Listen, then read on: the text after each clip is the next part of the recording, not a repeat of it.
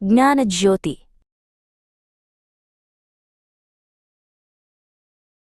అర్జున్ తన భవిష్యత్తు గురించి తీవ్రమైన ఆందోళనతో తోటలోని ఒక బెంచీపై ఒంటరిగా కూర్చున్నాడు. ఏ దారి ఎంచుకోవాలో తెలియక అతని మనసు గందరగోళంగా ఉంది. అతని పక్కన కొన్ని పుస్తకాలు చెల్లాచెదురుగా పడి ఉన్నాయి, కాని అతని చూపు శూన్యంలోకి చూస్తోంది. అతని తాతయ్య నెమ్మదిగా నడుచుకుంటూ వచ్చి మనవడి భుజంపై చేయి వేశారు. అర్జున్ తల పైకెత్తి చూశాడు. అతని కళ్లలో నిస్సహాయత, గందరగోళం స్పష్టంగా కనిపించాయి. ఏమిటి నాయనా, అంతలా ఆలోచిస్తున్నావు అని తాతయ్య ఆప్యాయంగా అడిగారు. జీవితంలో అతిపెద్ద యుద్ధానికి ముందు నిలబడిన ఒక గొప్ప యోధుడిలా కనిపిస్తున్నావు. యోధుడా? నేను కాదు తాతయ్య. నేను కేవలం ఒక విద్యార్థిని, తప్పుడు నిర్ణయం తీసుకుంటానేమోనని భయపడుతున్నాను అన్నాడు అర్జున్. తాతయ్య చిరునవ్వుతో తన జేబులోంచి ఒక చిన్న పుస్తకాన్ని తీశారు.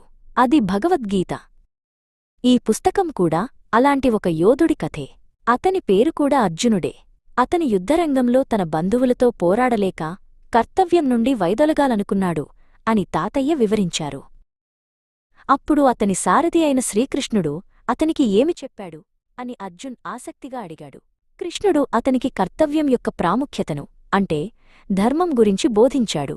అసలైన యుద్ధం బయట కాదు, మన లోపలే జరుగుతుందని చెప్పాడు. తాతయ్య కొనసాగించారు.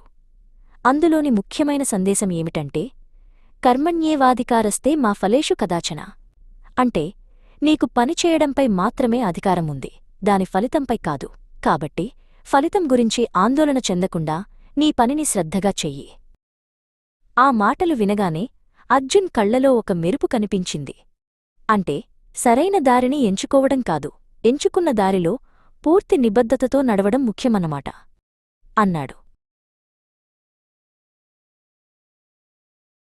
ఖచ్చితంగా. గీత నీకు కార్యాచరణకు అవసరమైన ధైర్యాన్ని, కర్తవ్యాన్ని తెలుసుకునే స్పష్టతను మరియు ఫలితాన్ని అంగీకరించే శాంతినిస్తుంది అంటూ తాతయ్య ఆ పుస్తకాన్ని అర్జున్కు అందించారు. అర్జున్ ఆ పుస్తకాన్ని చేతుల్లోకి తీసుకున్నాడు. అతని మనసులోని భారం తేలికపడింది. అతనిప్పుడు భయపడే బాలుడు కాదు, తన జీవితమనే కురుక్షేత్రంలో ధైర్యంగా, స్పష్టమైన మనసుతో నిలబడటానికి సిద్ధంగా ఉన్న యోధుడు.